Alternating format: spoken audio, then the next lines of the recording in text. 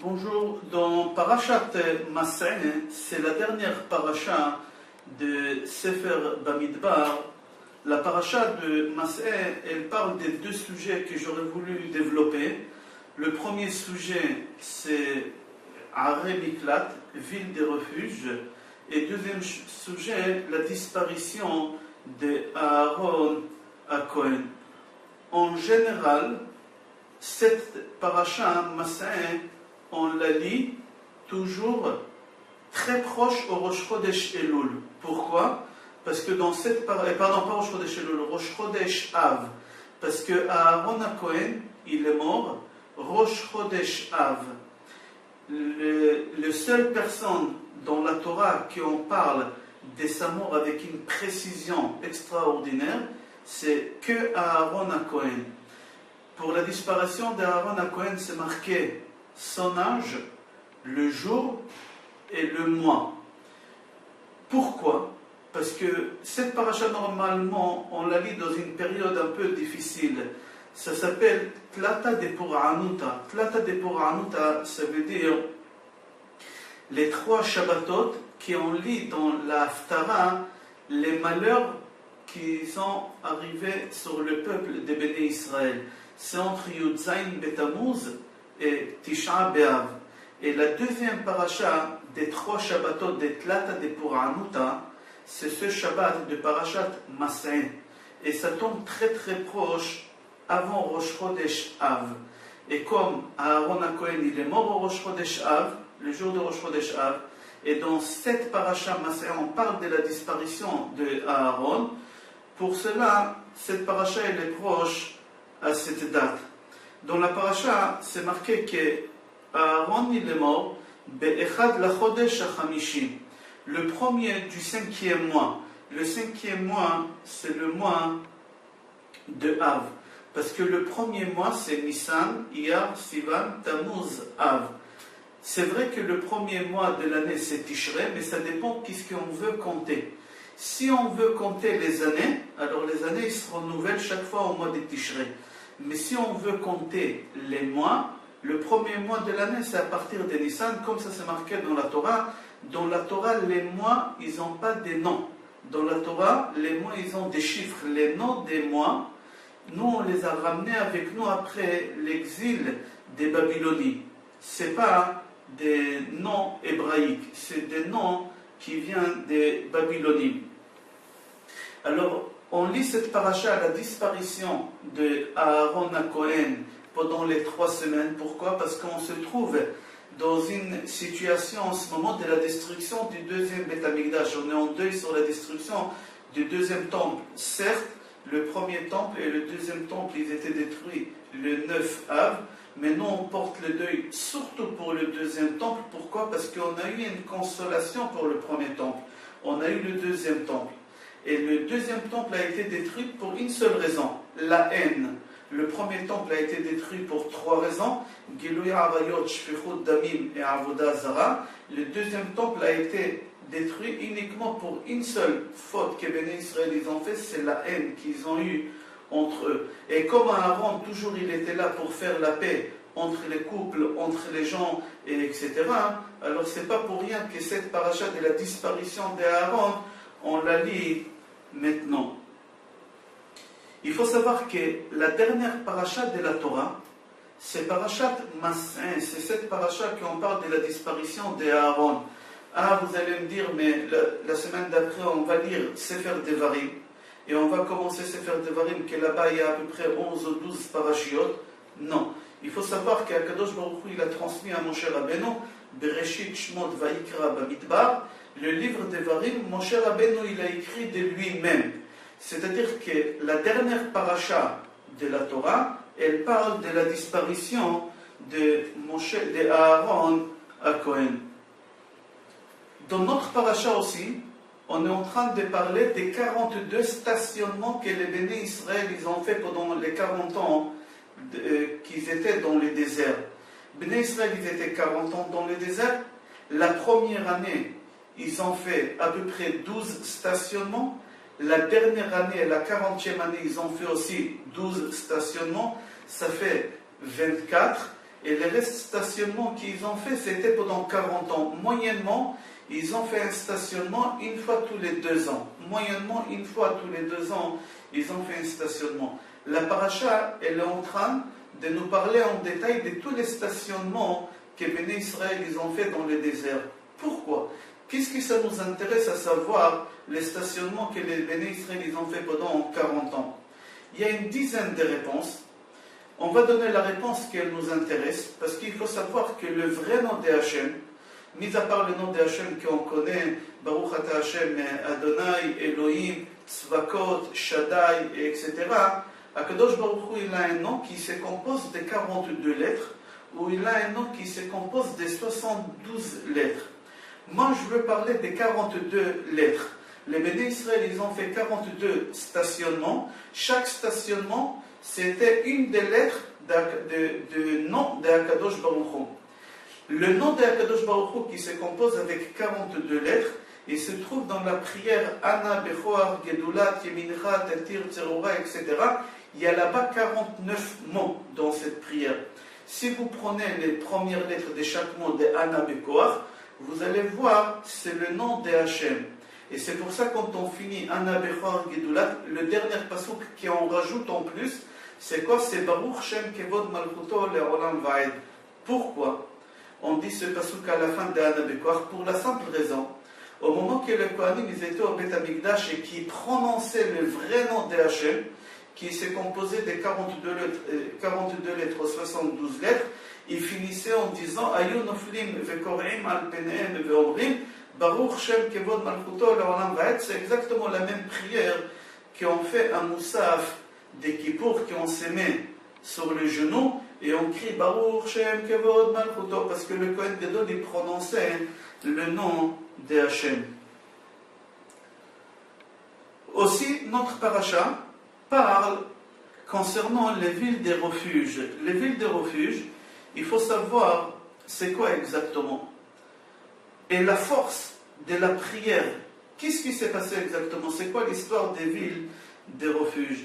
À la fin de notre paracha, c'est marqué comme ça, si quelqu'un il a tué quelqu'un d'autre sans faire exprès, pour que la famille ne se venge pas de lui, il doit aller se cacher dans une ville de refuge. Ça s'appelle Aré Miklat. Pourquoi il doit se cacher? Il y a 2 raisons. Il doit se cacher là-bas jusqu'à quand? Jusqu'à que le Kohen Gadol meure.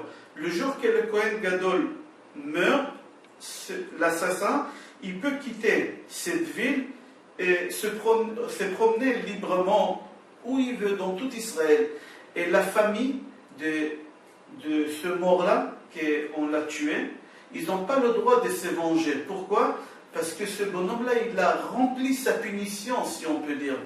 Je vais m'expliquer. Pourquoi, si quelqu'un il a tué quelqu'un d'autre, il doit se cacher dans Aré Miklat, dans ville de refuge? J'ai dit, il y a 2 réponses. La première réponse, on a dit, pour la simple raison que la famille de ce défunt-là ne se venge pas. Alors lui, il doit se cacher là-bas, et cette famille, ils n'ont pas le droit de rentrer dans la ville de refuge. Ça, c'est une raison. Deuxième raison pourquoi il doit se cacher de la ville, dans cette ville, on dit c'est une kapara. Kapara, c'est quoi? C'est une réparation, c'est un pardon, c'est une teshuva qu'il doit faire. J'ai tué quelqu'un sans faire exprès, alors je dois réparer. Comment je répare? Je dois aller en exil. Et y aller dans une ville de refuge, c'est exactement comme aller dans un exil. Pourquoi? Parce que quand on va dans un exil, on va dormir dans des endroits qu'on ne sait pas où on va dormir. On va côtoyer des gens que jamais on a vus, qu'on ne connaît pas. On n'aura pas une place fixe. Celui qui va dans une ville de refuge, c'est exactement comme si quelqu'un va en exil. Il va aller dans un endroit, il y a là-bas des gens qui ne les connaissent pas.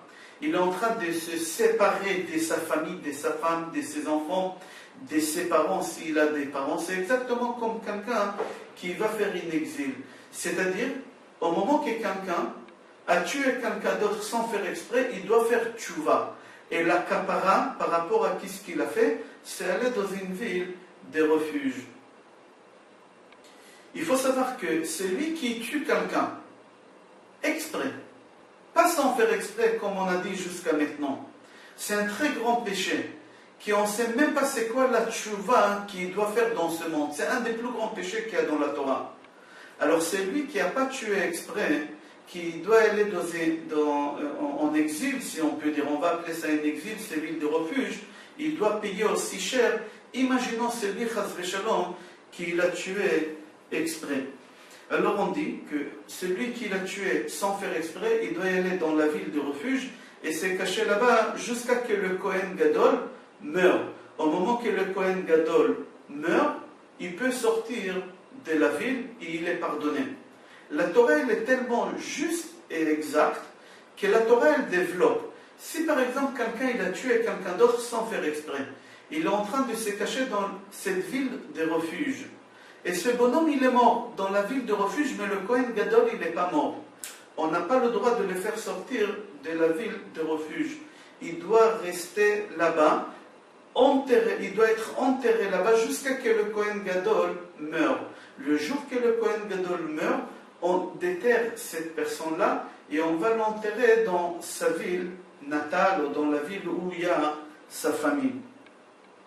C'est-à-dire que celui qui a tué sans faire exprès, certes c'est un péché qu'il a fait, il n'a pas fait exprès, mais c'est un péché qu'il a fait, et le pardon, il s'est fait uniquement au moment que le Kohen Gadol meurt. Dans Sefer HaChinuch, il y a un livre qui s'appelle Sefer HaChinuch, là-bas, c'est marqué tous les mitzvot qu'il y a dans la Torah, tous les 613 mitzvot qu'il y a dans la Torah. Si on va aller dans Sefer HaChinuch sur la mitzvah 410, Taf Yud, c'est marqué là-bas comme ça, que celui qui l'a tué quelqu'un d'autre sans faire exprès, c'est quelqu'un qui doit y aller en exil. Pourquoi? Parce que tuer quelqu'un, c'est un des plus grands péchés qu'il y a dans le monde. Alors celui qui n'a pas tué quelqu'un exprès, il doit faire quand même une kapara, un pardon. C'est quoi? C'est aller en exil. Pourquoi? Parce que l'exil, c'est considéré comme si on a tué la personne.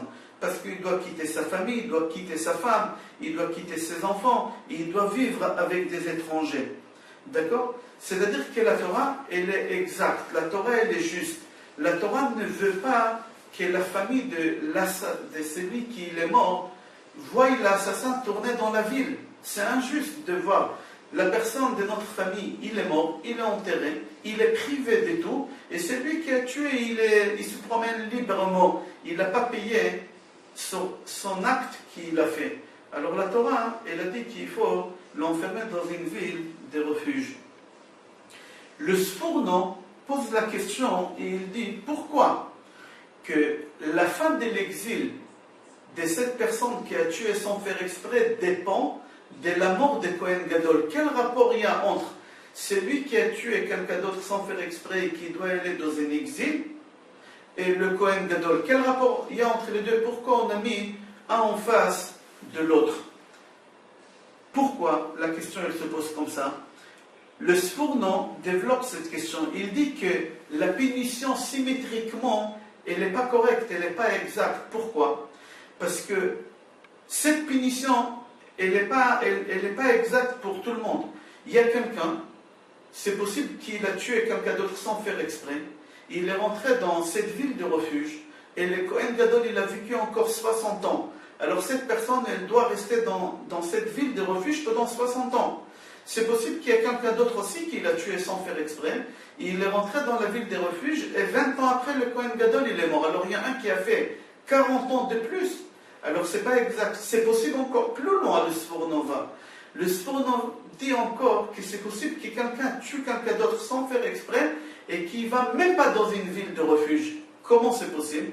Si quelqu'un il a tué quelqu'un d'autre et au moment qu'il passe au tribunal et le tribunal dit il a tué sans faire exprès, il doit y aller dans la ville de refuge.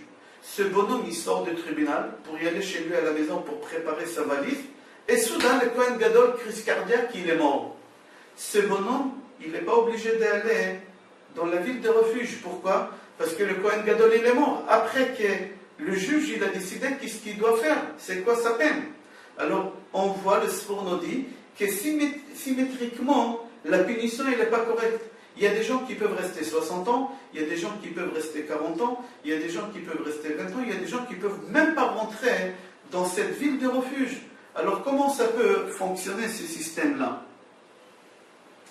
Le Siftei Chachamim pose aussi cette question. Ils répondent, ils disent qu'il n'y a qu'Akadosh Baruch Hu lui-même, il peut savoir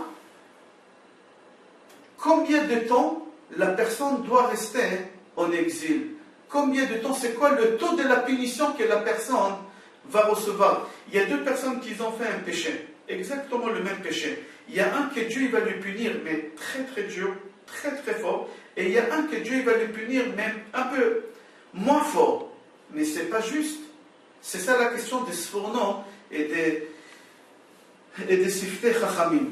Alors lui, il répond comme ça.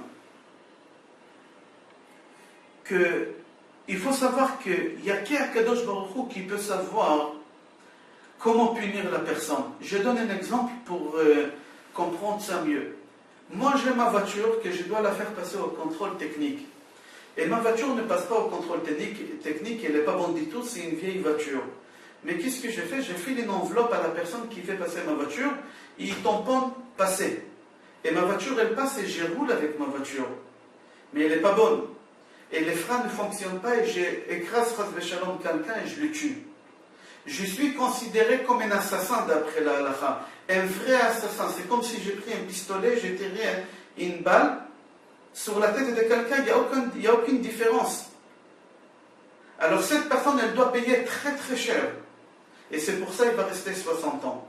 Mais par contre, il y a quelqu'un d'autre qui va passer sa voiture dans le contrôle technique sans payer, sans rien du tout. Et sa voiture, elle est correcte, elle fonctionne très très bien. Mais les frais, ils n'ont pas fonctionné, il a tué quelqu'un.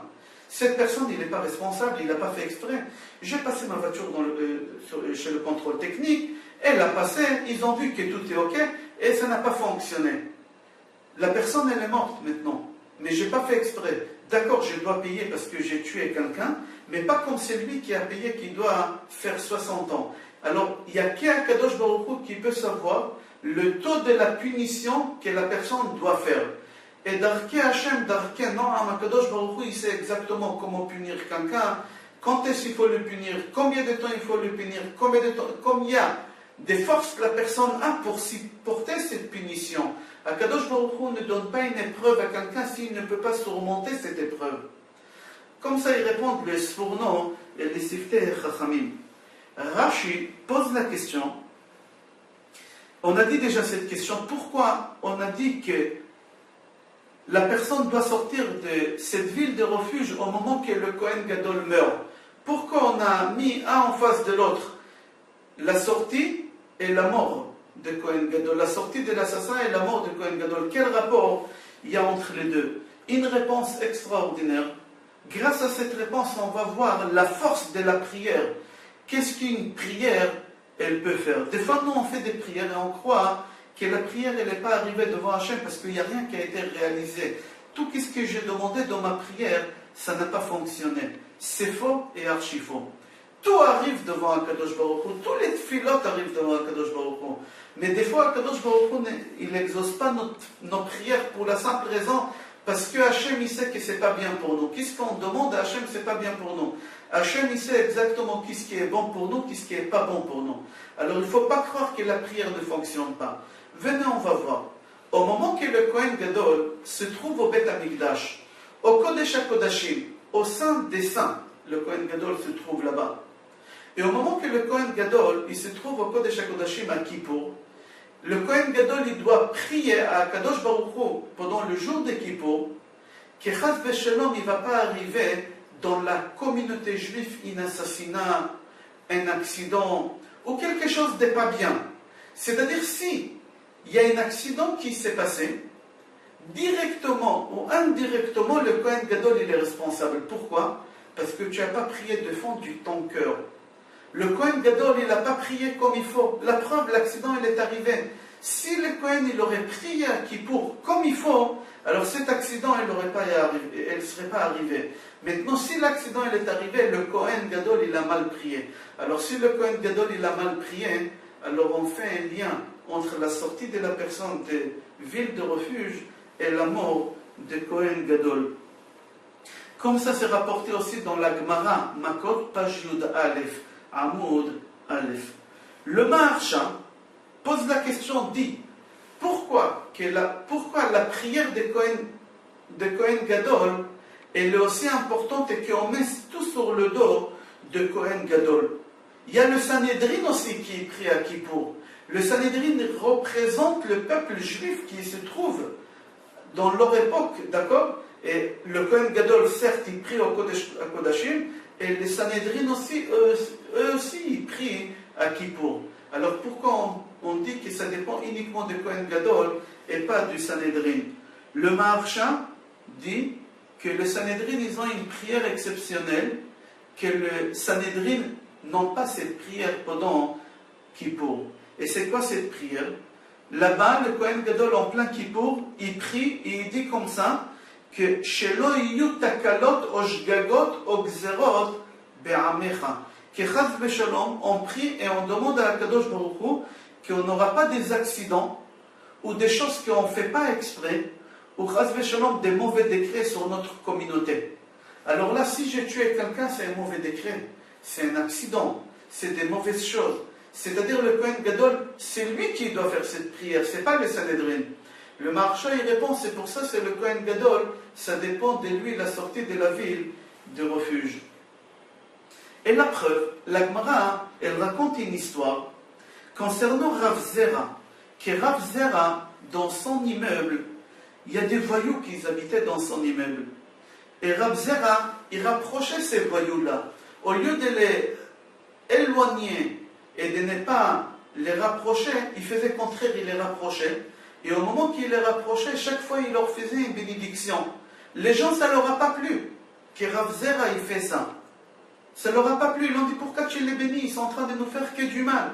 Laisse-les qui meurent. Mais Rav Zera il priait pour eux. Au moment que Rav Zera il est mort, ces voyous-là, ils ont dit, qui va prier pour nous? Qui va nous bénir? Quelle protection on aura? Tout de suite, ils ont décidé de faire tchouva et ils ont fait tchouva. Maintenant, on ne va pas rentrer de ce côté qu'ils ont fait tchouva et Rav Zera, peut-être il a fait une erreur, etc. Qu'est-ce qui nous intéresse dans cette histoire de Rav Zera? Qu'on voit que ces voyous, ils ont eu une protection, même si c'était des voyous, ils ont eu une protection. De qui? De Rav Zera. Grâce à quoi? Grâce à une prière. Une prière, elle peut protéger aussi des voyous. Même des gens comme ça, ils peuvent protéger.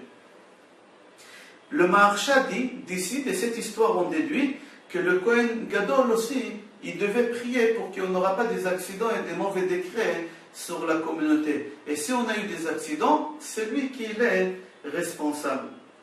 Dans le Targum, Yonatan ben Oziel, dans notre paracha, sur la question qu'on vient de dire, lui, dans sa réponse, il dit comme ça, parce que le Kohen Gadol, il n'a pas prié comme il faut au moment qu'il était dans les saints des saints les jours de Kippour. Le Kohen Gadol, il doit prier sur trois choses, sur trois péchés qui sont graves, que Chaz v'Shalom, un juif, il n'arrivera pas devant lui cette tentation de faire ces trois choses-là. Et si un juif, ça lui est arrivé, une de ces trois choses-là, il a transgressé une de ces trois choses-là, c'est le Kohen Gadol qui est responsable. Comme ça, le Targum Yonatan ben Oziel dit. Et c'est quoi les trois choses qui le Kohen Gadol il doit prier qu'un juif il ne doit pas ne pas les rencontrer pendant toute l'année? Avodah Zara, Gilui Arayot et Shfichut Damim. Avodah Zara, c'est l'idolâtrie. Gilui Avarot, c'est l'adultère. Et Shfichut Damim, c'est l'assassinat. Et si c'est arrivé un accident pareil, c'est considéré comme un assassinat, c'est-à-dire que le Kohen Gadol, il n'a pas fait la prière comme il faut. Et c'est pour cela, on a fait face à face l'histoire de la sortie des villes de refuge et la mort de Kohen Gadol. C'est à peu près comme les réponses des Sfourno et des Siftei Chachamim qu'on a dit tout à l'heure. On déduit de tout ça, de tout ce qu'on vient de dire, comment la prière c'est fort. Comment une prière, elle peut pénétrer, elle peut arriver. La prière d'un Kohen Gadol, le jour de Kippour, elle peut annuler un décret de mort. Si Chas v'Shalom, la mort, elle a été décrétée sur quelqu'un, la prière d'un Kohen Gadol, elle peut annuler ce décret-là. Il y a un livre qui s'appelle Moshav Zekenim. Il rapporte ça dans Parashat Emor. Il dit que le Kohen, simple, Kohen idiot, un Kohen simple, il n'a pas le droit de se marier avec une femme divorcée. Mais il peut se marier avec une veuve ou une vierge. Mais il n'a pas le droit d'épouser une femme divorcée. Pourquoi? On va expliquer tout à l'heure. Mais le Kohen Gadol, il n'a pas le droit de se marier ni avec une femme divorcée, ni avec une femme veuve, uniquement avec une femme qui est vierge. Alors là-bas dans le livre Moshav, Zekenim pose la question, pourquoi le Kohen Gadol, on est aussi strict qu'il n'a pas le droit d'épouser ni divorcée ni veuve. Mais Kohen idiot, il a le droit d'épouser une veuve, mais pas une femme divorcée. Une réponse extraordinaire. Écoutez, le Moshav Zekenim dit, parce que le Kohen Gadol, au moment qu'il rentre au Beth Amikdash, il peut demander à Kadosh Baruch Hu dans sa prière de tuer quelqu'un pour que lui puisse se marier avec sa femme. Et sa prière, elle va être exaucée. Alors on lui dit déjà à l'avance, avant qu'il rentre au Kodesh HaKodashim Veille de Kippour, Kohen Gadol, tu n'as pas le droit d'épouser une veuve. C'est-à-dire, même si tu pries que cette personne meure pour que tu puisses épouser sa femme, ça ne servira à rien. Tu n'as pas le droit. Qu'est-ce qu'on voit? Que la prière, elle peut y aller aussi loin, que même demander des choses aussi graves, Akadosh Baruch Hu, il écoute, et la prière, elle fonctionne. On voit la force de la prière des Kohen Gadol au moment qu'il se trouve au Kodesh HaKodashim, au Saint des Saints, le jour sacré, le jour de Kippour. On a dit tout à l'heure que c'est possible que quelqu'un tue quelqu'un d'autre sans faire exprès, et il ne rentre même pas dans une ville de refuge. Pourquoi? Parce qu'au moment qu'on a fini son jugement, le Kohen Gadol, il est mort. Rabbi Yosef Misalant, de la ville Salant, pose la question, et il rapporte la Gemara Brachot, page Yud Aleph Amud Bet, qu'on a cité tout à l'heure. Il pose la question, il dit comme ça, qu'est-ce qu'on fait dans le cas que quelqu'un qui a tué quelqu'un d'autre sans faire exprès? Sans faire exprès. Et au moment qu'il passe au tribunal, on n'a pas encore fixé sa punition.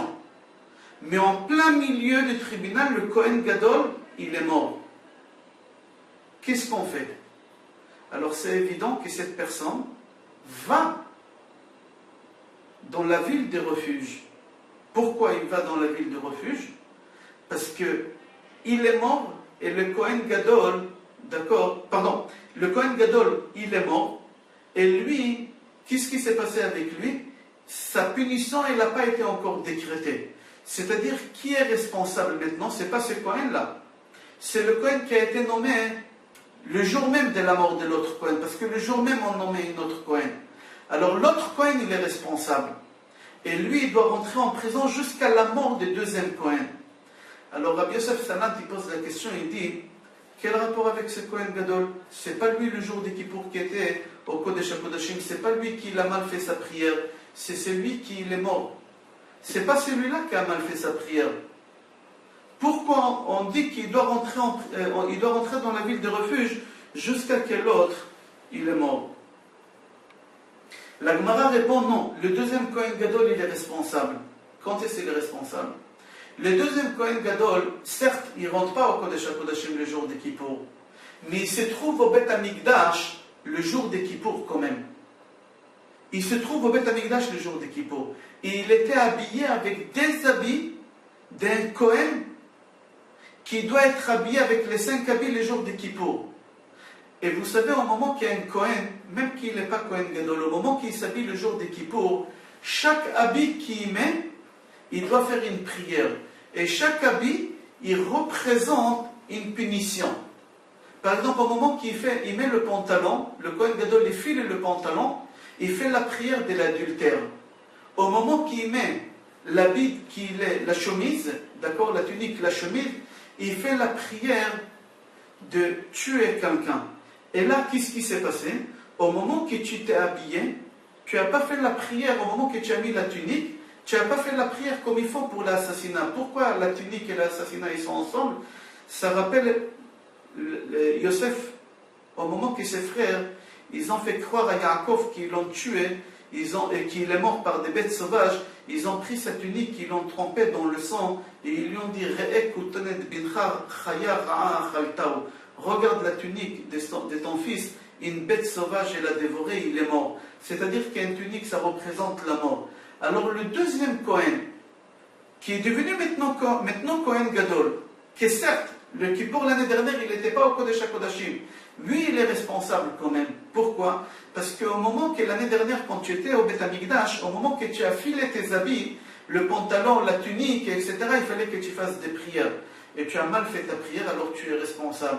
Tu es responsable de ce assassin. Comme ça, il répond Rabbi Yosef Salant. On voit que la prière d'un Kohen, c'est pas seulement le Kohen Gadol au moment qu'il se trouve dans le Kodesh HaKodashim.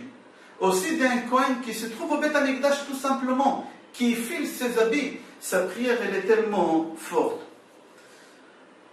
La Gemara Makot dit, viens voir la puissance d'une prière. Qu'est-ce qu'une prière elle peut faire, même chez un homme simple?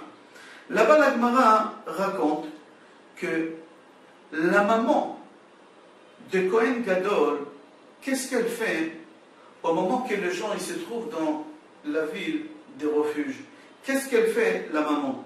La Gemara dit qu'elle court toute la journée d'une ville à l'autre à donner à ces personnes-là à manger, à boire et un habit pour s'habiller. On pose la question, pourquoi elle fait ça, la maman? Pourquoi elle leur donne à manger et à boire? Et aussi un habit ksut. Un habit, pourquoi? Pour la simple raison, parce que la maman dit, cette personne qui se trouve dans la ville de refuge, qu'est-ce qu'il fait toute la journée? Il prie toute la journée que mon fils meure, que le Kohen Gadol meure pour qu'il puisse être libéré et sortir. Et moi, je ne veux pas que mon fils meure. Qu'est-ce que je fais? Je vais lui donner à manger, à boire et ksut. Et je lui donne un habit pour qu'il n'aura pas froid, pour qu'il aura un manteau pour avoir chaud. Alors on pose la question et on dit, est-ce que c'est possible que quelqu'un il est d'accord de rester en prison parce qu'on lui donne tous les vendredis un morceau du poisson avec un verre de coca et une cravate? C'est ça qu'il arrive à te convaincre à rester pendant 60 ans en prison? C'est ça? Mais dehors tu auras beaucoup plus. C'est pas un verre de coca, c'est une bouteille de coca que tu auras. C'est pas un morceau de poisson. Tu auras beaucoup plus que ça. C'est pas une cravate, tu auras des costumes, tu auras des habits. Comment c'est possible que les mamans de Kohen Gadol, ils ont réussi à convaincre ces personnes-là de ne pas prier pour un morceau de poisson et pour un morceau d'habit? La réponse, elle est extraordinaire. Il faut savoir que ces gens-là, ils n'ont pas arrêté de prier. Ils ont continué à prier que leurs enfants meurent de ces mamans-là. Mais il y a une différence entre quelqu'un qui prie du fond de son cœur et quelqu'un qui prie mais pas du fond de son cœur. Au moment que les mamans de ces Kohen, ils lui ont donné à manger et à boire, sa prière, elle ne sort pas du fond de son cœur. Pourquoi? Parce que quand même, il a de la peine. Il dit, la maman de ce Kohen-là, elle m'a donné à manger et à boire, elle m'a acheté une chemise, elle m'a acheté un costume. Alors je vais prier, c'est vrai, je veux sortir, mais la prière, elle n'est pas du fond du cœur. Mais si la maman, elle leur donne rien du tout, ces gens-là, ils vont prier du fond de leur cœur. Et la prière, elle va être exaucée. On voit la puissance d'une prière. J'ouvre une parenthèse.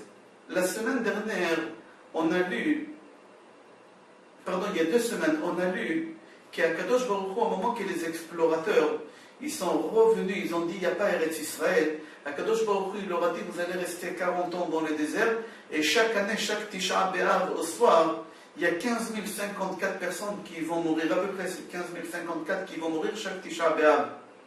Tout Tisha B'Av, il y a 15 000 à peu près qui sont morts, qui n'ont pas sorti de leur tombe. Il y a une voix qui disait, Ibadelo Achaim. Ceux qui sont vivants, qui sortent de leur tombe, ceux qui sont morts, ils restaient, on mettait le sable sur eux, ceux qui étaient vivants, ils sortaient. Les dernières 15 000, ils ne sont pas morts. Pourquoi ils ne sont pas morts, les dernières 15 000? Une réponse extraordinaire. La réponse dit comme ça, que les autres, au moment qu'ils priaient avant de rentrer dans la tombe, Dieu fait en sorte qu'on ne meure pas, la prière, elle ne sortait pas du fond de leur cœur, parce qu'ils disaient, on a une chance sur 2 de sortir. vivant ou de ne pas sortir. C'est possible qu'on ne mourra pas, alors ils priaient, mais pas. Mais les dernières 15 000, ils n'avaient aucune chance de sortir. Il n'y a pas encore d'autres, c'est vous, vous êtes les derniers. Alors ils ont prié tellement du fond de leur cœur qu'ils ne sont pas morts les dernières 15 000. On voit la puissance d'une prière, qu'est-ce qu'elle peut faire. Il y a une Gemara, Kiddushin, page Chaftet, Amoud Aleph, la Gemara raconte que dans la ville de Abaye, dans son Beth Midrash, dans sa maison d'études, dans son école à lui rabbinique, qui était à l'extérieur de la ville, il était à l'extérieur de la ville, il y a un démon, un shed, un shindalet, un mézik, qui faisait du mal aux gens. Maintenant, il faut savoir qu'un démon fait du mal seulement quand il y a une seule personne et quand ça se passe la nuit. Mais ce démon-là, qui était chez Abaye, on va l'appeler hyperactif. Pourquoi? Parce qu'il attaquait des gens, même s'ils étaient 2, même 3, même 10, même 20, il les attaquait. Il attaquait jour et nuit. Pas seulement la nuit. Normalement, eux, ils attaquent que la nuit et quand tu es seul. Là, ils étaient 10, 20, jour, nuit, il a attaqué, il était hyperactif. Et personne n'y pouvait contre lui. Il était très, très puissant. Les gens, ils avaient peur d'aller à la synagogue. Les élèves, ils avaient peur d'aller étudier la Torah. Un jour, les gens de cette ville, ils ont entendu que Rav Acha, il venait passer chez eux une journée. Il devait arriver quelque part, il va dormir chez eux une nuit. Abaye, il a dit aux gens de la ville, au moment qu'on va être à la synagogue, là-bas où il y a le démon, Rav Acha, il va attendre que quelqu'un l'invite chez lui pour dormir le soir. Personne ne l'invite. On va faire en sorte qu'il va dormir à la synagogue. Et au moment qu'il va se retrouver seul à la synagogue, la nuit, dehors de la ville, le démon, il viendra. Et comme Rav Acha, c'est quelqu'un de puissant, je sais qu'il va l'éliminer. Et comme ça, on va se débarrasser. D'accord, Rav Acha arrive, personne ne lui a rien dit, personne ne l'a invité. Rav Acha, il s'est dit à lui-même, peut-être il y a un problème, mais il a dormi dans la synagogue. En plein milieu de la nuit, il y a le démon qui arrive en forme d'un serpent avec 7 têtes, la Gemara dit. Rav Acha, quand il l'a vu, il s'est affaibli, il avait du mal. Qu'est-ce qu'il a fait Rav Acha? Tout de suite, il a commencé à prier, et chaque prière qu'il faisait, il se prosternait. Et chaque fois quand il se prosternait, il y a une tête de ce serpent qui tombait. 7 fois, les 7 têtes, ils sont tombées, et c'est comme ça qu'il a pu éliminer ce serpent-là. Rav Acha, il a gagné, il l'a battu, il s'est prosterné, il a enlevé la tête de ces serpents-là. Rav Acha, le lendemain, au moment que les gens ils sont venus à la synagogue, ils étaient sûrs et certains qu'il a réussi, mais ils ont voulu voir les dégâts qu'il a eus. Le matin, quand ils sont arrivés au Beth Midrash, Rav Acha, il leur a dit, sachez, je sais que ce que vous avez fait, c'était un coup monté, mais vous m'avez mis en danger. C'était très très dangereux, c'était très très dur à le gagner. On n'a pas le droit de se mettre en danger. On n'a pas le droit de se mettre en danger. Et si je n'aurais pas eu un miracle, aujourd'hui vous m'aurez retrouvé mort à la synagogue. C'est vraiment grâce au miracle que j'étais sauvé. J'ouvre une parenthèse. Vous savez, Yaakov, quand il est parti à la rencontre de son frère Esav, c'est marqué que Yaakov il s'est prosterné devant son frère. Il faut savoir qu'il y a un lien entre Rav Acha qui l'a prosterné devant les serpents. Rav Acha c'était le tikkun de Yaakov. Pourquoi? Parce qu'au moment que Yaakov il s'est prosterné devant son frère Esav, qu'est-ce qu'il lui a dit Yaakov? Yeshli Rav Achi. Yeshli Rav Achi. J'ai un rabbin qui s'appelle Rav Achi, le Rav qu'on a dit, la Rav Acha, qui lui va faire un tikkun par rapport à qu'est-ce que je viens de me prosterner devant toi, Esav, mon frère. Yeshli Rav, j'ai un rabbin, Achi, c'est Rav Acha, c'est lui qui va faire le tikkun, qu'est-ce que je viens de faire. Je referme la parenthèse, on va revenir à notre histoire. Le Maharsha pose une question concernant cette histoire de Rav Acha. Il dit comme ça, comment c'est possible qu'Abaye a pu mettre en danger Rav Acha? Comment il a pu le mettre en danger? on n'a pas le droit de mettre quelqu'un en danger. La Gemara, dans Ta'anit, dit comme ça, un homme, il n'a pas le droit d'aller dans un endroit où il y a un danger de mort. Un homme, il n'a pas le droit de se mettre en danger. Si Nalacha aussi, Venishmartem le nafshotechem. Comment Abaye il a pu mettre Rav Acha dans cette situation? Pourquoi on n'a pas le droit de se mettre en danger? Parce qu'il ne faut pas compter sur les miracles. C'est interdit de compter sur les miracles. C'est possible que tu n'as pas un mérite pour avoir un miracle. Alors pourquoi tu comptes sur le miracle? Le miracle, il n'est pas obligé d'être lieu. Et si on te fait un miracle, il faut savoir qu'on va déduire de tes mérites, de monde futur. Et là, Rav Abaye, qu'est-ce qu'il fait Rav Acha? Il le met en danger. Et il dit qu'il aura un miracle. Mais attends, mais tu fais en sorte que sur mes comptes à moi, sur mon compte de monde futur, je vais perdre des choses. Comment tu peux faire une chose pareille? Comment Abaye il a pu se permettre à mettre Rav Acha en danger, et Rav Acha, il va perdre une partie des parts dans le monde futur? Le Maharsha, il répond qu'Abaye, il n'a pas compté sur le miracle. Abaye, il a dit que Rav Acha, c'est un grand tzaddik, et la prière de Rav Acha, jamais elle va en vain. La prière de Rav Acha, c'est sûr et certain qu'elle va être exaucée. C'est-à-dire, Abaye, le Maharsha dit, il n'a pas compté sur le miracle, Abaye. Abaye, il a compté sur la prière. Qu'est-ce qu'on voit? Qu'une prière, elle est tellement puissante qu'elle peut même éliminer un démon qui a une tête de 7 serpents. C'est-à-dire qu'une prière, elle peut changer la nature aussi. Il y a une histoire qui est très connue dans Gemara Brachot, page Lamed Gimel. Là-bas, la Gemara raconte que dans une ville, il y avait un Arod. Arod, c'est un serpent. Il avait un serpent qui était très très dangereux. Chaque personne qui passait devant cet endroit-là, les serpents, ils sortaient et ils le piquaient. Et dans cette ville, ils ont eu beaucoup de morts à cause de ce serpent. Et les gens, ils ont parti voir le rabbin. Ils lui ont raconté cette histoire. C'était Rabbi Hanina ben Dosa. Ils ont raconté à Rabbi Hanina ben Dosa que c'est très dangereux. On ne peut plus passer par cet endroit-là. Rabbi Hanina ben Dosa, il leur a dit, montrez-moi l'endroit où il se trouve ce serpent. Ils ont ramené Rabbi Hanina ben Dosa, ils lui ont montré un trou, ils lui ont dit, il se trouve là-bas. Le trou, il n'était pas très grand. Rabbi Hanina ben Dosa, il a enlevé sa chaussure, il a bouché le trou d'où le serpent sortait, et il a bouché le trou. Le serpent, il est sorti, et il a piqué Rabbi Hanina ben Dosa, mais ce n'est pas Rabbi Hanina ben Dosa qui est mort, c'est le serpent qui est mort. Rabbi Hanina ben Dosa, il a pris ce serpent, et il l'a ramené au Beth Midrash, il a dit à ses élèves, Lo arod memit, ela achet memit. Ce n'est pas un serpent qui tue, c'est le péché qui tue. La preuve, il m'a mordu, je ne suis pas mort. Jusqu'ici l'histoire, on ne va pas rentrer maintenant dans le détail qu'il avait là-bas de l'eau, et c'est lui qui arrive le premier dans l'eau, c'est lui qui reste en vie, et c'est lui qui arrive en retard dans l'eau, il meurt. Je ne veux pas rentrer dans ces sujets-là. Moi j'aimerais rapporter ici un Yerushalmi. La Gemara, comme je vous ai raconté, vous pouvez la retrouver dans Brachot Lamed Gimel, mais il manque là-bas 2 mots qui ne sont pas écrits dans cette Gemara pour X raisons. Mais le Yerushalmi raconte la même histoire, mais il ramène 2 mots qu'on ne savait pas. Et le Yerushalmi, il raconte comme ça. C'est le Maharsha qui rapporte ça. C'est le Maharsha qui rapporte ce Yerushalmi-là. Le Maharsha pose la question, comment Rabbi Hanina ben Dosa il a pu se mettre en danger? Jusqu'à maintenant, on a dit qu'on n'a pas le droit de se mettre en danger. Et Rabbi Hanina ben Dosa, il a mis son pied, il s'est mis en danger.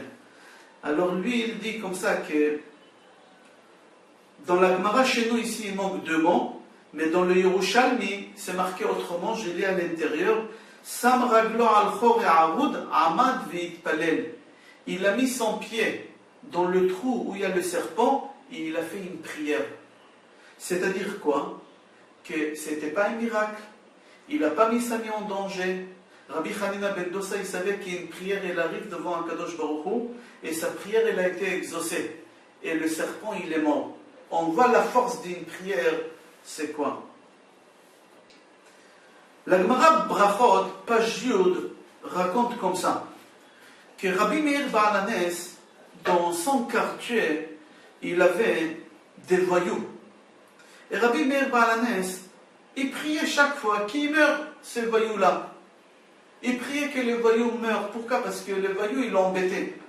Sa femme dit à son mari, Brouri, à la femme de Rabbi Meir Baal HaNes, il lui dit, c'est pas marqué Itamu Chataim. Pourquoi tu dis Itamu Chotim? Pourquoi tu demandes que les pécheurs meurent? C'est marqué que les péchés finissent, s'arrêtent. Prie qu'ils fassent tchouva et les péchés ils vont s'arrêter. Pourquoi tu demandes que les pécheurs meurent? Rabbi Meir il lui a dit tu as raison. Il a prié que les voisins, ces voyous-là, fassent tchouva. Et la prière elle a été exaucée. Et tous ces voyous-là ils ont fait tchouva. Alors on dit que la prière elle est extraordinaire. Pourquoi? Parce qu'on sait qu'une des bases du judaïsme, de notre religion à nous, c'est le libre arbitre. On a le libre arbitre, celui qui veut être religieux, il peut être religieux. Celui qui ne veut pas être religieux, il peut ne pas être religieux. On a le libre arbitre. Il n'y a rien qui nous a été imposé. Il n'y a rien qui nous a été imposé. On a le libre arbitre. Si on a le libre arbitre, comment c'est possible que la prière de Rabbi Meir Baal HaNes, elle a annulé ce libre arbitre? Ces voyous-là, ils ont voulu rester voyous, ils n'ont pas voulu faire tchouva. Ils ont fait tchouva grâce à la prière de Rabbi Meir. S'ils ont fait tchouva grâce à la prière de Rabbi Meir, c'est-à-dire qu'ils ont perdu leur libre arbitre. La Gemara dit oui. Regarde une prière comment elle est forte. Une prière, elle peut annuler le libre arbitre. Quelque chose que c'est la base du judaïsme. Il y a une halakha qui dit aussi comme ça, que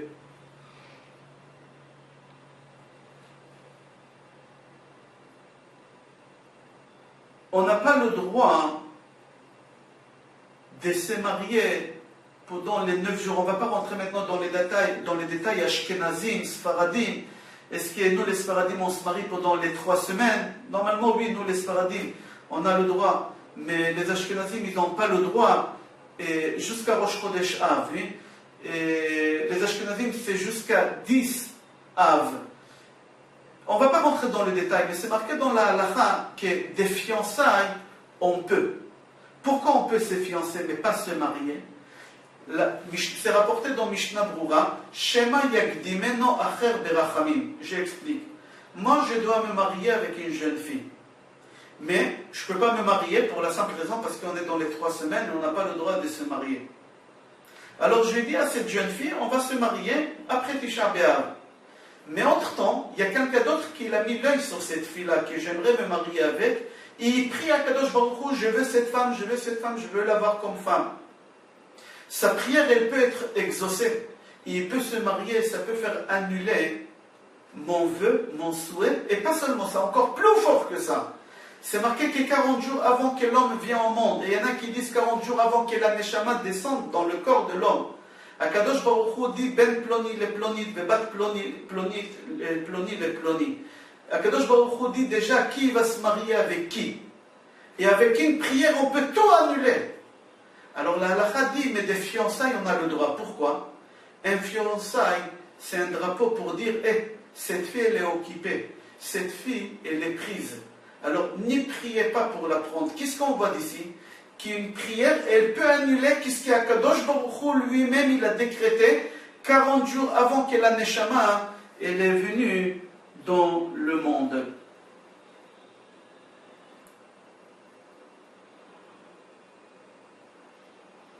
Tout à l'heure, on a dit qu'une prière, elle peut annuler le libre arbitre.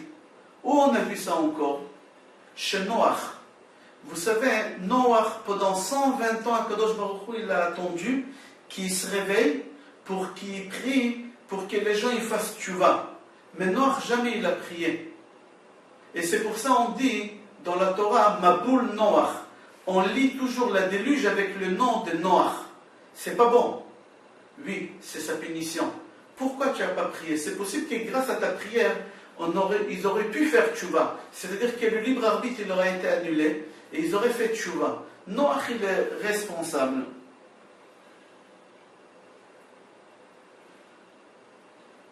Rabbeinu Bechaye, dans son livre Kada Kemach, dans le chapitre Erech Tfila, il pose la question, il dit comme ça, il rapporte l'histoire qui est connue, que le Navi Yeshayahu ben Amoz, Akadosh Baruch Hu lui dit au prophète de Yeshayahu ben Amoz d'aller voir Chizkiyahu Amelech, et qu'il lui dit, fais ton testament.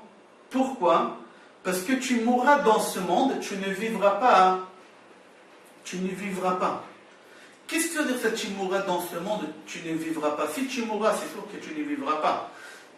Là-bas, la Gemara dit, il voulait lui dire, tu mourras dans ce monde et tu ne vivras pas dans le monde futur. Pourquoi? Parce que l'erreur de Chizkiyahu Amelech, c'est qu'il ne s'est jamais marié. Il n'a pas ramené des enfants dans ce monde. Parce qu'il ne s'est pas marié, parce qu'il n'a pas ramené des enfants dans ce monde. Alors Chizkiyahu Amelech, il a dit au prophète Yeshayahu ben Amoz, tu sais pourquoi je ne me suis pas marié? Tu sais pourquoi je n'ai pas ramené des enfants dans ce monde? C'est pas parce que je n'ai pas voulu avoir une femme. Bien sûr que je voulais avoir une femme, bien sûr que je voulais avoir des enfants, bien sûr que je voulais avoir une famille normale, des enfants, des petits-enfants, tout ce qu'il faut. Mais je n'ai pas fait tout ça pour la simple raison, parce que je savais par prophétie que les enfants que j'aurais, ça sera des enfants très très mécréants. Alors je préférais ne pas être associé. Entre parenthèses, les enfants que Chizkiyahu Amelech il a eu à la fin, il a eu deux enfants, il y a un qui s'appelait Rav Shaked et Menaché. Rav Shaked, il est mort, mais Menaché, c'était un des rois les plus mécréants qu'on a eu dans l'histoire. C'était un parmi, pas le plus, mais un parmi les plus mécréants. Menaché Amelech, il a fait des choses horribles. Il a fait une statue à 4 têtes, c'est-à-dire c'est une tête qui a 4 visages. Il a fait rentrer dans le Beth Amikdash et il a dit à Kadosh Baruch Hu, tu veux ou tu ne le veux pas, tu verras la tête de ces statues-là de tous les côtés. Là-bas, on raconte aussi qu'il a tué son grand-père maternel. Il a pris ici, il a scié la tête de son grand-père, le prophète Yeshayahu ben Amoz. Yeshayahu ben Amoz, il s'est caché. Il s'est caché dans le tronc d'un arbre. Et Menaché, il savait, il a pris ici, il a coupé le tronc d'arbre, il a coupé par la bouche son grand-père, tellement il était mécréant. Chizkiyahu Amelech, il a dit, je ne me suis pas marié. Bien sûr que je voulais me marier et faire la mitzvah, mais je savais qu'est-ce qui va se passer. Alors, le Navi lui a dit, toi tu devais faire ton devoir. Et après, qu'est-ce qui va se passer? Tout c'est entre les mains de Hachem. Tout c'est entre la volonté de Hachem. Chizkiyahu, il a entendu, ça l'a fait réfléchir pendant quelques secondes. Il lui a dit, tu as raison, j'ai fait une erreur. Alors, je te demande, s'il te plaît, de prier sur moi, de vivre encore quelques années, et donne-moi ta fille pour que je puisse avoir des enfants avec elle. Yeshayahu ben Amoz, il lui a dit, non, c'est trop tard. Je ne veux pas avoir une fille veuve. Sa fille, elle était jeune, il n'a pas voulu avoir une fille veuve. Chizkiyahu Amelech, il lui a dit, Ben Amoz, finis qu'est-ce que tu as à dire. Finis ta prophétie et sors d'ici. Par respect, il lui a dit, finis, parle. Il n'a pas voulu le remballer en plein milieu, mais il a dit, finis de parler et sors. Pourquoi? Car mekublani mi bet avi. Comme ça, mon père, il m'a appris. Et son père, il lui a appris. Et son grand-père, il a appris à son père. Et de toutes les générations, chez nous, c'était une transmission. C'est un enseignement qu'on doit avoir et vivre avec, qu'il ne faut jamais baisser les bras. Afilo cheref chada munachat al tzavaro shel adam. Même si on a pris une épée et on a commencé à couper et il y a du sang qui commence à couler, n'arrête pas de prier. La prière, elle est tellement forte qu'elle peut tout annuler, même au dernier moment. Alors s'il te plaît, finis qu'est-ce que tu as à dire et sors dehors. Le prophète, il a écouté, il est parti. Chizkiyahu Amelech, il s'est retourné vers le mur pour prier et il a prié. Et Akadosh Baruch Hu, il a écouté sa prière. Et il lui a rajouté encore 15 ans. Et le prophète Yeshayahu ben Amoz, il lui a donné quand même sa fille. Et il a eu les 2 enfants que je vous ai racontés. Menaché et Rav Shaked. Voici l'histoire. Rabbeinu Bechaye, qui rapporte cette histoire, il pose la question, dans son livre Kadake Machi, il pose la question, il dit, Au moment qu'il y a un décret, c'est impossible d'annuler un décret. Toujours au moment qu'on a vu qu'il y a un décret, on a essayé de l'annuler, mais toujours il y a une voix céleste qui disait c'est un décret, et tout de suite on a vu les gens qui s'est retirés. Un exemple tout simple, au moment que Bnei Israël ils étaient en exil en Babylonie, d'accord, Jérémie le prophète, il a ramené l'âme de Moshe Rabbeinu en Babylonie pour libérer tout de suite les Bnei Israël et les ramener en Israël. Mais Moshe Rabbeinu, il a entendu une voix céleste qui dit Gezerah, c'est un décret. Moshe Rabbeinu, il leur a dit je ne peux pas vous aider, je ne peux rien faire pour vous. Il est reparti et sur ça il est dit Al Naharot Babel, Sham Yashavnu Gambachinu, sur les fleuves de Babel on était assis, on pleurait, etc. On voit au moment qu'il y a un décret, on ne peut pas annuler. Et là, Yeshayahu ben Amoz dit à Chizkiyahu Amelech, c'est un décret, tu vas mourir. Qu'est-ce qu'il fait Chizkiyahu? Il lui dit s'il te plaît, finis ta prophétie et sort, il prie et il annule les décrets. Et il vit encore 15 ans. On voit la force d'une prière, elle peut annuler aussi un décret. C'est-à-dire même quelque chose qui est signé, qui est tamponné par Akadosh Baruch Hu, on peut l'annuler. Entre parenthèses, la Gemara raconte dans Sanhedrin que jamais on a étudié autant la Torah dans le monde qu'à l'époque de Chizkiyahu Amelech. Chizkiyahu Amelech, c'est marqué dans les prophètes qu'il a pris une épée, il l'a plantée devant la porte de la synagogue, et il a dit c'est lui qui sort de Beth Midrash, on le tue, il est passible de mort. Tous ils étaient obligés d'étudier la Torah. Là-bas, la Gemara raconte que les gens, à l'époque, on a vérifié dans tout Israël, et on n'a pas trouvé dans tout Israël, du nord au sud, un homme, ou une femme, ou un enfant qui ne connaissait pas les lois de pureté ou de l'impureté. C'est des lois qui sont très très difficiles. Mais même un enfant, on n'a pas trouvé qu'il ne connaissait pas ces lois tellement ils étudiaient la Gemara. Le Midrash dit que grâce à la quantité de l'huile qu'ils ont utilisée à l'époque pour étudier la Torah jour et nuit, ils ont réussi à battre Sancheriv, le roi qui est venu veille des Pessah en Israël avec plusieurs millions de soldats. En une seule nuit, ils sont tous morts. Le matin, ils se sont levés, ils étaient tous morts dans la vallée. Il y a des anges qui sont venus, qui les ont tués. Mais grâce à quoi? Grâce à la quantité de l'huile qu'ils ont utilisée à l'époque de Chizkiyahu Amelech pour étudier la Torah. C'est marqué aussi qu'Abraham Avinu et même David Amelech, dans leur prière, ils ont demandé à Kadosh Baruch Hu, s'il y a des enfants mécréants qui doivent sortir d'eux, alors ils demandent à Kadosh Baruch Hu de ne pas avoir d'enfants. On préfère ne pas avoir d'enfants. Comme il est dit, Ine anochi olech ariri lamud beli yeladim. C'est-à-dire quoi, Ine anochi olech ariri? Rashi il dit lamud beli yeladim, mourir sans enfants. C'est-à-dire qu'Abraham Avinu, il a prié de ne pas avoir des enfants.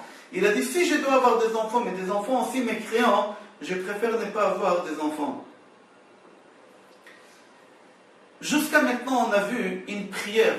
Qu'est-ce qu'elle peut faire? Une prière, comment elle est forte. Maintenant, on va voir ce que les larmes peuvent faire. Les larmes peuvent faire encore beaucoup plus qu'une prière, elles peuvent faire.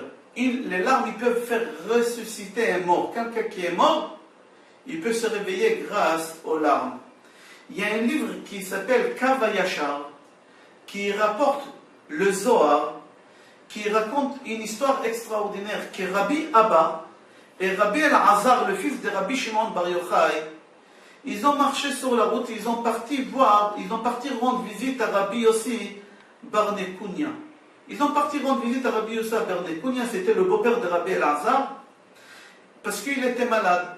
Et sur la route, il y en a qui disent que c'était une colombe, il y en a qui disent que c'était un corbeau, qui est venu chez eux et qui leur a parlé, et qui leur a dit que le copain de Rabbi Yossi Bar Nekunya, que vous allez lui rendre visite, il est en train de mourir. Et ça lui fait du mal qu'il va mourir. Il a besoin des gens aussi forts que vous pour lui faire sa dernière prière. Il s'appelle Rabbi Yossi ben Peki'in. Alors, au lieu d'aller chez ton beau-père, s'il te plaît, va voir Rabbi Yossi ben Peki'in, pour l'aider à quitter ce monde-là. Parce que c'est un tzaddik, vous avez ce mérite pour l'aider. Ils ont décidé, ils ont dit au lieu d'aller voir le beau-père, on va aller voir Rabbi Yossi ben Peki'in. Au moment qu'ils rentrent chez Rabbi Yossi ben Peki'in, ils ont vu que le papa il était allongé, que Rabbi Yossi ben Peki'in il était allongé.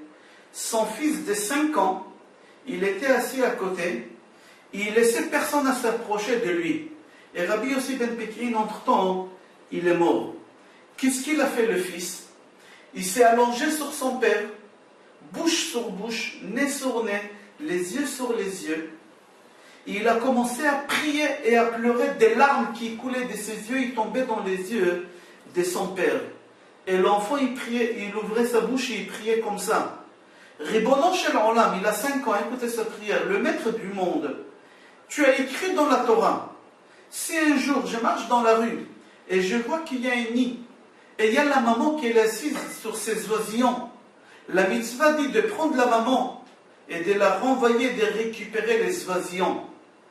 Toi aussi fais la même chose. Laisse notre père vivant et récupère les oisillons, moi et ma petite soeur qui est plus petite que moi. Et si tu vas dire que c'est marqué dans la Torah qu'il faut prendre la maman, et lui c'est le papa, notre maman tu l'as pris déjà il y a très longtemps. Au moment qu'elle a accouché, ma petite soeur, ma mère, elle n'a pas tenu le coup, elle est morte pendant l'accouchement. Alors déjà tu as pris notre maman, alors s'il te plaît, prends papa, et laisse papa, et prends-nous, nous on est les oisillons. Qui va nous enseigner la Torah? Qui va s'occuper de nous? Au moment que lui disait cette prière-là, tous les rabbinim qui étaient autour, tous les gens de la ville qui étaient autour, ils pleuraient énormément, ils faisaient couler des larmes. Rabbi El-Azhar, il a ouvert sa bouche et il a dit, on ne peut pas comprendre tout ce qu'Akadosh Baruch Hu fait. Des fois, on se pose la question et on ne sait pas. On ne peut même pas imaginer les chemins d'Akadosh Baruch Hu. Au moment que Rabbi El-Azhar, le fils de Rabbi Shimon Bar Yochai, il a dit ça, il y a une muraille du feu qui est tombée du ciel et qui a séparé le fils avec le papa qui était allongé sur son père, et les rabbinim avec tous les habitants de la ville. Il a fait une séparation, on ne voyait plus son fils. Rabbi El-Azhar, il a dit aux gens de la ville, Akadosh Baruch Hu ne veut pas qu'on voit le miracle qu'il est en train de faire. Là derrière ce mur de feu, Akadosh Baruch Hu, il est en train de réaliser la résurrection des morts. Et c'était exactement 1 minute après, ce muraille s'est levé. Et ils ont vu que le papa, il était assis. Le fils, il était allongé à côté, évanoui. Les gens de la ville, ils ont pris le fils dans une autre maison pour lui mettre du parfum, pour lui donner à boire. Et le papa, il était assis. Et les rabbinim, ils lui ont dit, qu'est-ce que tu as vu? Qu'est-ce que tu as vécu? Il leur a dit, je ne peux pas vous dire. Seulement dans 70 ans, je n'ai pas le droit d'ouvrir. Mais une seule chose, je peux vous dire, que les larmes de mon fils, que mon fils il a fait couler, ils étaient comptés par les anges. Il a fait couler exactement 370 larmes. Ça a fait des bruits dans le monde céleste. Les tables et les chaises dans la yeshiva du monde céleste, ils ont tremblé. Tous les gens là-bas dans le monde céleste, ils ont prié. Ça a fait énormément de bruit. Les larmes de mon fils. Et tout de suite, Akadosh Baruch Hu, il m'a fait passer au tribunal céleste. Et ils m'ont rajouté encore 22 ans. C'est tout ce que je peux vous dire. Akadosh Baruch Hu, il m'a rajouté encore 22 ans pour la seule raison pour que je puisse enseigner la Torah à mon fils.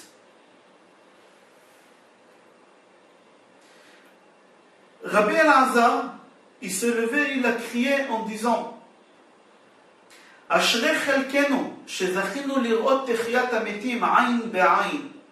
Soyez heureux qu'on a eu ce miracle d'avoir la résurrection des morts avec nos propres yeux.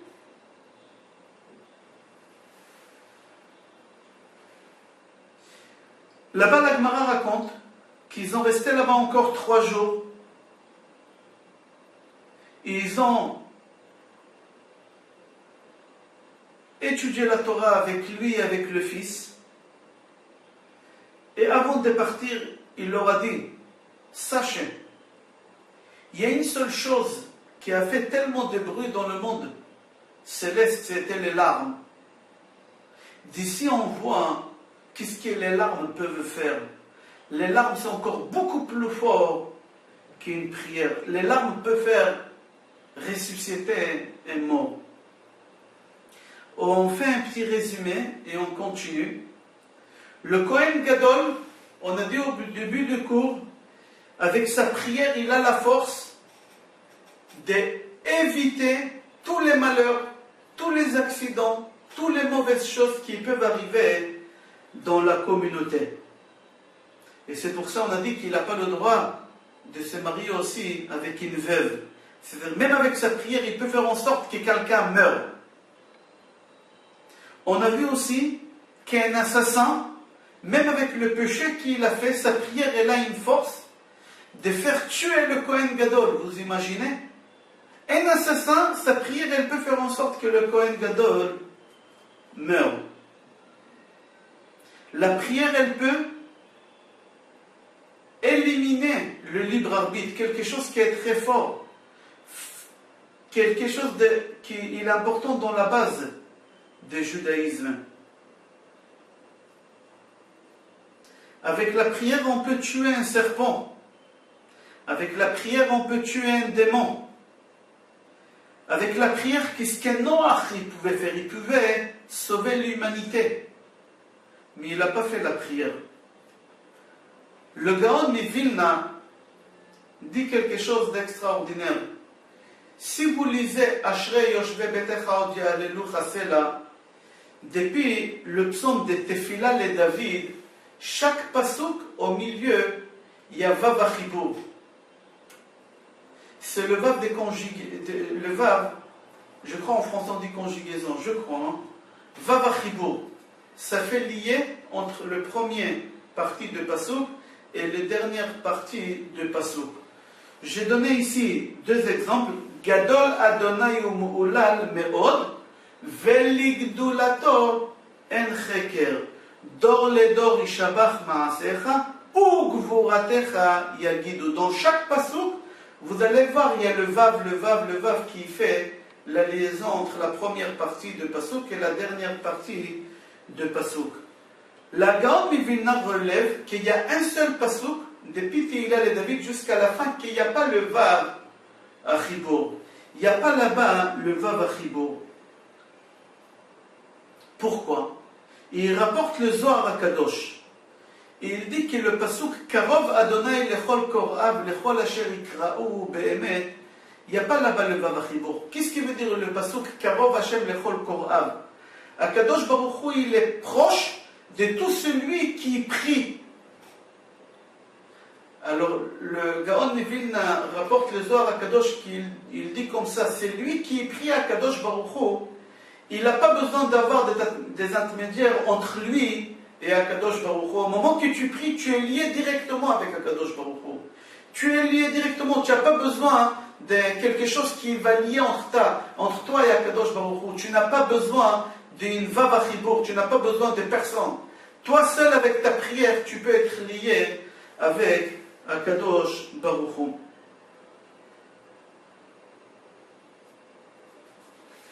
On voit qu'une prière, qu'elle sort du fond du cœur, elle peut y aller très loin.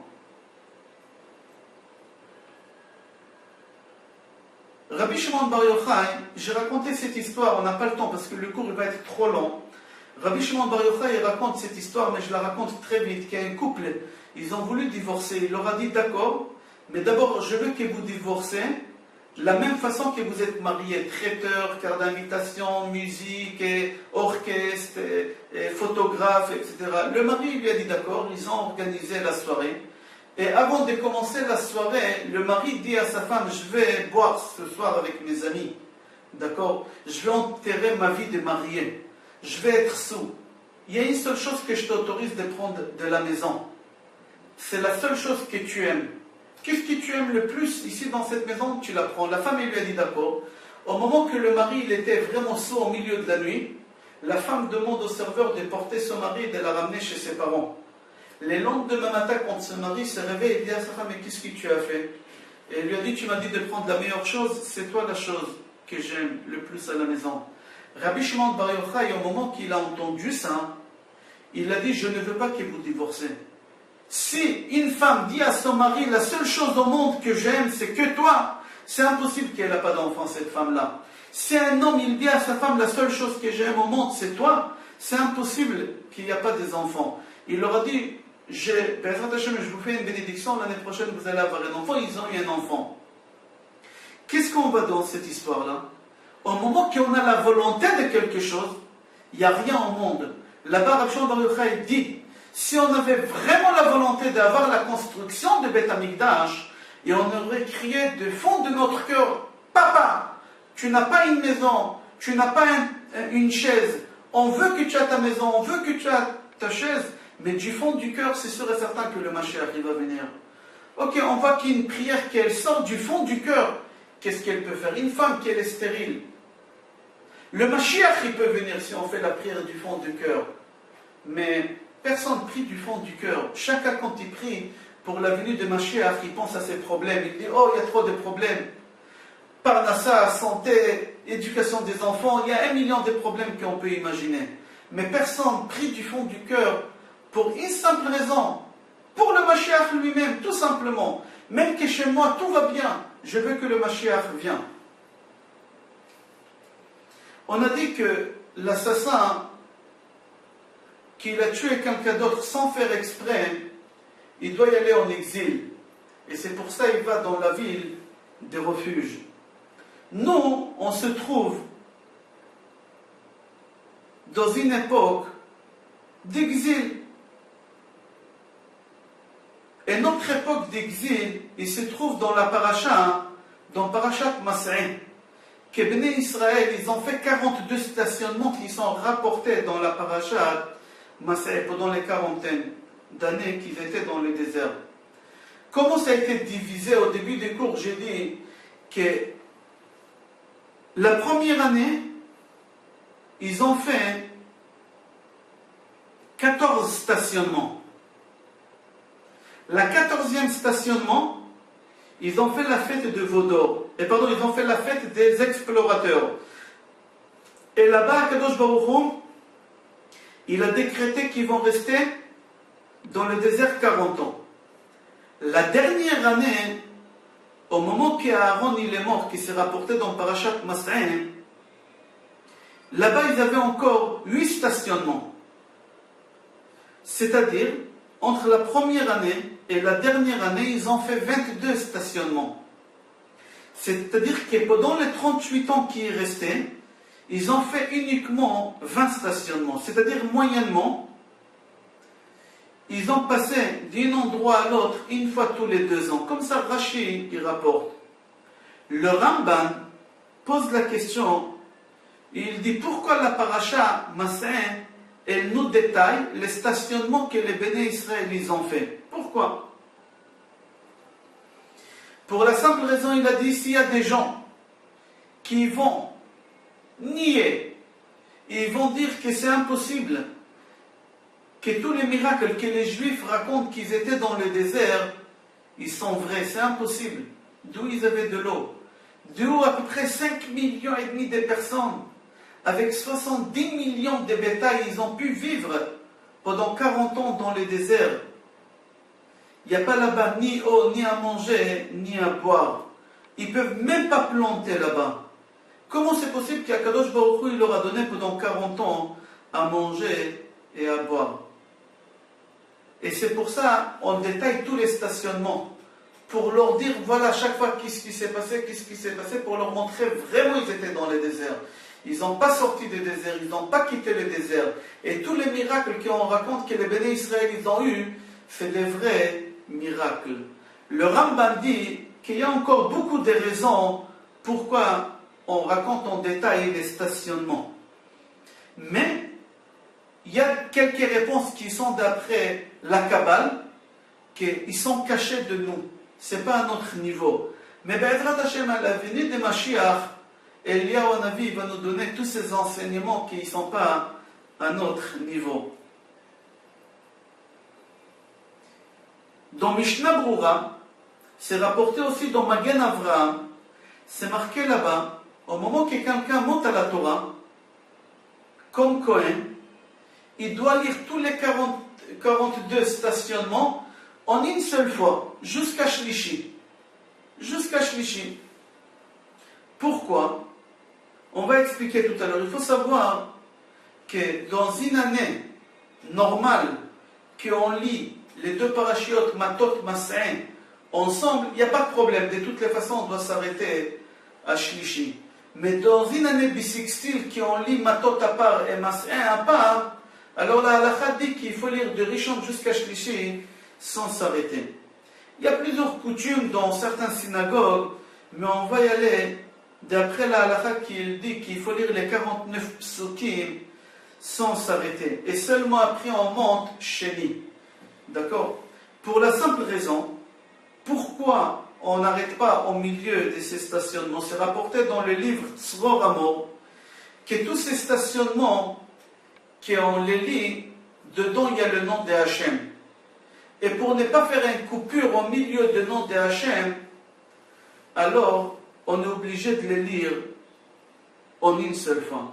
C'est rapporté dans Gemara Yoma qu'au moment que le Kohen Gadol disait le nom de Hachem, qui s'est composé des 42 lettres, il le répétait 10 fois le jour de Kippour. Et c'est lui qui l'entendait, le Kohen Gadol, dire ça. Il s'est prosterné et il disait Baruch Shem Kevod Malchuto Le'olam Va'ed, pour ne pas faire une coupure. Et ici aussi pour ne pas faire une coupure, parce que c'est le nom de Hachem, c'est pour ça qu'on ne s'arrête pas au milieu. Et il continue, et il dit comme ça, que les 42 stationnements qui sont marqués dans cette paracha-là, ça représente notre exil à nous, où on se trouve. C'est aussi, on est parti dans 42 exils, qui en réalité, ils sont divisés en 4 exils. La première exil qui en est sorti, c'est Galut Mitzrayim, jusqu'à la dernière exil qu'on se trouve aujourd'hui, qu'on se trouve au point final. On est dans Tzirei Leda. Il y a le Mashiach qui est à la porte d'Ezrat Hashem. C'est la 4e, non, on se trouve à la 4e exil. Et le 4e exil, il se trouve dans Parashat Mas'in. Dans le mot Mas'in, dans Parashat Mas'in, dans tout le voyage des Béné Israël, on voit là-bas qu'on parle de l'exil d'Edom, Madai, Bavel et Yavan. C'est exactement les 4 exils que nous, on a passé pendant toutes ces générations jusqu'à aujourd'hui. Dans la prière Anna Bechoach, on a dit que les premières lettres, c'est le nom de Hachem. Et au moment qu'on finit, d'accord, Anna Bechoach, on rajoute à la fin Baruch Shem Kevod Malchuto, comme à Kippour. Cette prière, qui l'a écrit Anna Bechoach, c'est Rabbi Nechonia Ben Akana. Chachamim disent, au nom de Ramban, c'est lui qui lit cette prière-là, mot par mot, au moment qu'il y a une épidémie, c'est sûr et certain que cette personne-là, elle ne va pas être atteinte de cette épidémie. Comme ça le Ramban dit. On espère, Be'ezrat Hashem, que après ces cours-là, qu'on a pris l'importance de la prière, comment chacun il doit s'investir et comprendre au moment qu'il fait une prière, pour que la prière elle va arriver directement chez Akadosh Baruch Hu et que la prière elle va être exaucée. Il ne faut pas croire que les prières ils n'arrivent pas devant Akadosh Baruch Hu. Il y a des prières qu'Akadosh Baruch Hu il a refusées. Toutes les prières ils arrivent devant Akadosh Baruch Hu. Tous. Je vous souhaite bracha ve'atzlacha, besorot tovot, et qu'Akadosh Baruch Hu il exauce ve'ezrat Hashem nos prières. Kol tov.